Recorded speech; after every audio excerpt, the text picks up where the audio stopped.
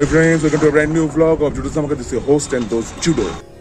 মিঠুন চক্রবর্তী এবং অঞ্জন দত্ত অভিনীত ছবি শ্রীমান ভার্সেস শ্রীমতীর টিজার মুক্তি পেয়েছে। এই ছবির পরিচালক হলেন পথিকৃৎ বসু। এখানে দেখানো হচ্ছে মিঠুন চক্রবর্তী একজন বিচারকের ভূমিকা অভিনয় করছেন। তার স্ত্রী মানে যে ভূমিকা অভিনয় করেছেন অঞ্জনা বসু, তার সাথে তার ডিভোর্সের মামলা চলছে। অন্যদিকে মিঠুন চক্রবর্তী, অঞ্জনা বসু এবং অঞ্জন দত্ত তিনজনই ছিলেন কলেজের বন্ধু। অঞ্জনা বসুর সাথে অঞ্জন দত্তেরও একটা বেশ ভালো প্রেমের সম্পর্ক ছিল, কিন্তু বিয়েটা হয়েছিল মিঠুন চক্রবর্তীর সাথে। এবার কি হবে? ডিভোর্স করে কি অঞ্জনা বসুর সঙ্গে অঞ্জন দত্তর বিয়ে হবে, নাকি মিঠুন চক্রবর্তীর কাছেই ফিরে যাবেন?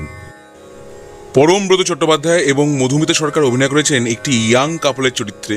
তাদেরও জীবনে সম্পর্ক নিয়ে আছে নানা রকম জটিল সমীকরণ, কিন্তু তাদের সাথে এই যে এক্সপিরিয়েন্সড কাপলদের প্রেমের সম্পর্কটা কি একই রকম হবে নাকি অন্যরকম, তা জানবার জন্য দেখতে হবে এই ছবিটা মুক্তি পাচ্ছে 1 মে।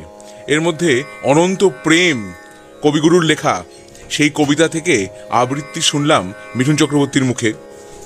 আবার মারবো এখানে, লাশ পড়বে শ্মশানে, এই ডায়লগটাকেও একটু পাল্টে মজা করে শুনলাম তাঁর কণ্ঠে। সত্যম ভট্টাচার্য এবং রোশনি ভট্টাচার্য অভিনয় করেছেন অল্প বয়সী মিঠুন চক্রবর্তী এবং অঞ্জনা বসুর চরিত্রে। যদিও যুবক মিঠুন চক্রবর্তীর ভূমিকায় কি করে সত্যম ভট্টাচার্যকে নেওয়া হলো, এ ব্যাপারটা আমার ঠিক মাথায় ঢুকলো না, কারণ তার সঙ্গে মিঠুন চক্রবর্তীর চেহারার তো কোনো মিলই নেই। আবার টিজারে পাওয়া গেল অঞ্জন দত্তকে একদম অ্যাকশন মোডে, যেটা দেখে বেশ মজা লেগেছে। বিশ্বনাথ বসুকেও দেখলাম টিজারে। টিজার দেখে তো আমার বেশ ভালোই লাগলো। ছবিটা হলে মুক্তি পেলে নিশ্চয়ই দেখবো এবং দেখে তার রিভিউও করবো। Like, share, subscribe my channel and also like and follow Facebook by Judo Dhamaka. Hasta la vista, Judo Dhamaka. Let's do the Dhamaka.